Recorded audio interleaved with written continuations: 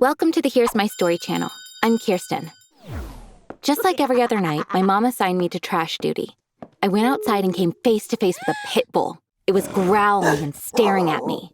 Right at that moment, a man yelled, "Don't move! He got out of his leash! He might attack you!" I couldn't move because I was already paralyzed with fear. The man said, "I'll distract him. Walk backwards and get away. Don't run."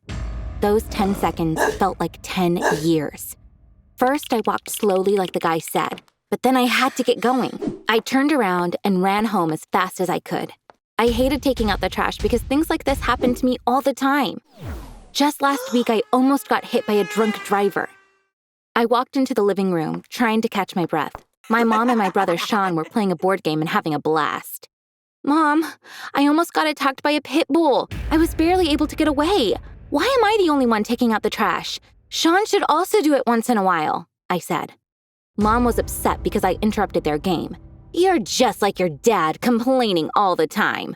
Sean asked with a smirk on his face. "Mommy, did my dad ever complain?" Mom replied, "Your dad was a perfect man. That's why I left Kirsten's dad for him. But then your dad left me." And she laughed.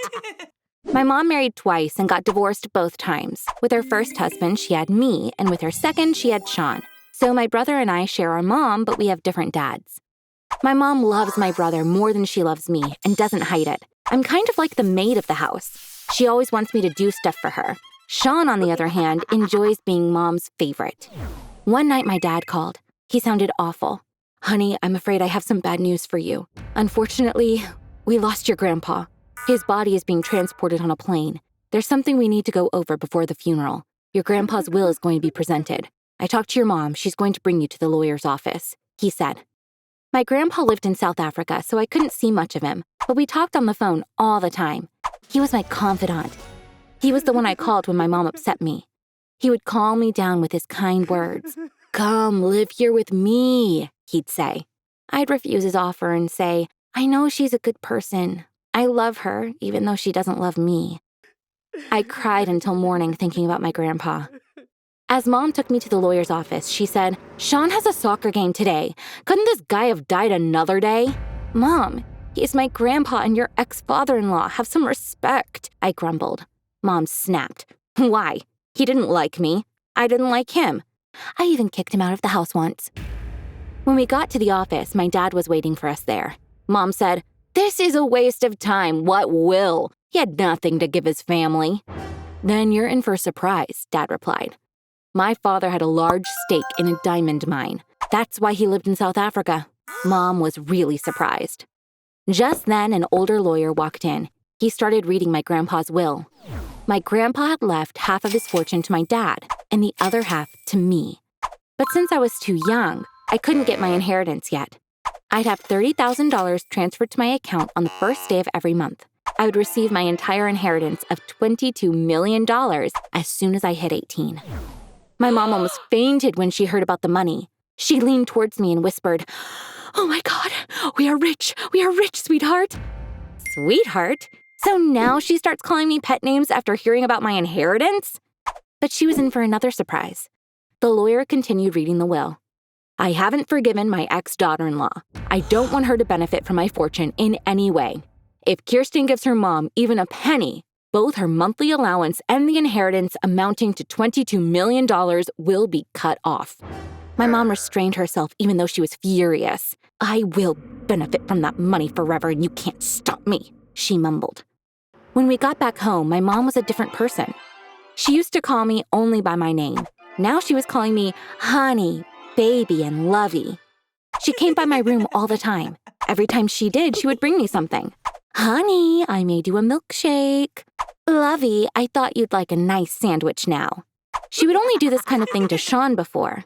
I thought I had just become Mom's favorite. What would Sean do when he realized this? That night, when Mom saw me with my usual trash bag in my hand, she stopped me and called my brother. With the softest voice, she said, "Baby, from now on, Sean will take out the trash. What do you say?" handing the bag to Sean. Sean didn't know about the will. He had no idea why Mom had a change of heart. He just stared at her. "What are you looking at? Take out the trash now. This is your job from now on," she yelled. Even though he couldn't figure out what was going on, Sean ran outside. Over the next few days, Sean found out that he wasn't the little prince in our castle anymore. He was now doing all the things that I used to do. It was finally the first day of the month and I got $30,000 in my bank account. Mom looked very happy. Honey, do you want to go shopping tomorrow? You're rich now, so you can buy anything you want, she said. Mom took me to the Louis Vuitton store first. This brand makes wonderful bags. Let's get you some, she said. Mom, these are not right for my age and they're beyond expensive. You have to be stupid to pay this much money for a handbag, I replied. But of course my mom didn't listen to me. She bought 3 Louis Vuitton bags. Because of Grandpa's rules, she couldn't shop for herself. We had bought the handbags for me, but she was going to be the one who used them. Our second stop was Chanel. My mom got a dozen expensive dresses. Every time she would come out of the fitting room, she would look at herself in the mirror and say, Sweetie, this will look so good on you. Let's get this one too. It was so obvious that she was shopping for herself, but she was outright lying. That day we went in and out of a lot of luxury stores. It's hard to believe, but we ended up spending around $25,000. Handbags, jewelry, dresses, perfumes. We came back home with so many shopping bags. When my brother opened the door, he stared at the bags in wonder. Apparently, Mom never said anything to him about the inheritance. He was still trying to figure out what had happened. Mom said, Stop staring and carry these inside. Then make me a coffee. You washed the dishes, right? Don't forget to load up the washer. Sean took all the shopping bags to my mom's bedroom. At that moment, I realized that none of the things we bought were for me. Yes, we spent $25,000 and bought nothing for me. But if you ask my mom, it was all mine. That week, my mom spent the rest of the money. She went to luxury restaurants and ate expensive food. I couldn't eat anything because that sort of food doesn't agree with me. Mom ended up spending thousands of dollars on these weird-looking dishes. When she ran out of money, my mom started dreaming about next month's money. She would come to my room to hug me and say things like, Honey, we'll get you a wonderful Rolex watch. Or, Lavi, we'll get you a beautiful necklace from Tiffany. We both knew that she was buying those for herself, not me. The first day of the following month, Mom woke me up really early. Honey, could you check your account and see if the money came in? She asked. I checked the bank's mobile app. I only had $5 in my account. Mom was upset, but she still said, Let's wait a little, baby. I'm sure it'll arrive soon, giving me a kiss on the cheek. That day, I did not get the $30,000 I was supposed to receive every month. When I didn't get it the next day either, Mom wanted me to call the lawyer. I called the lawyer with my mom. He asked me to put him on speaker so my mom could hear him as well.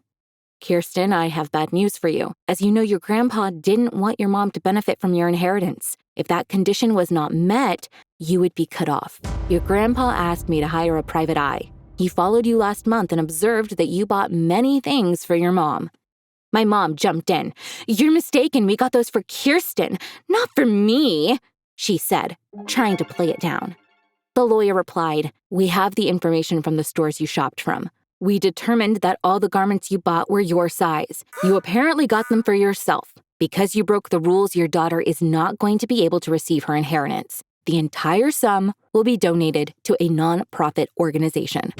When the lawyer hung up, my mom looked really sad. Don't be sad, Mommy. At least you had a month of carefree spending, I said to console her. She growled, Shut up! I made the mistake of trusting you. I let myself get hopeful. Now I'm disappointed. It's all because of you, and shut the door behind her as she left. I knew my mom loved me because of my money, but I was still very sad. I started crying. Just then, the doorbell rang. My mom said, Kirsten, get the door, then take the trash out. When I opened the door, I couldn't help but scream. Mom ran to the door, wondering what was going on. My grandpa was standing in front of me. Don't be scared, my child. I'm not a ghost. We devised a little game to show your mom's true colors. When you got the money, she started loving you more, right? That was exactly what I expected her to do. She didn't disappoint me, he said. When she heard this, Mom started crying silently. She was too ashamed to look me in the eyes. She knew she'd made a mistake, but it was too late. Grandpa said, My sweet girl, get your stuff. Come with me to South Africa for a while. Let's give your mom some time to think about what she's done. Maybe she'll come around. It's been 4 months since that day. She called me for the first time last month. She apologized so many times and really looks like she meant it. but I'm still not sure if I should trust her. She wants to visit. Should I let her come? Please write in the comments. Bye now!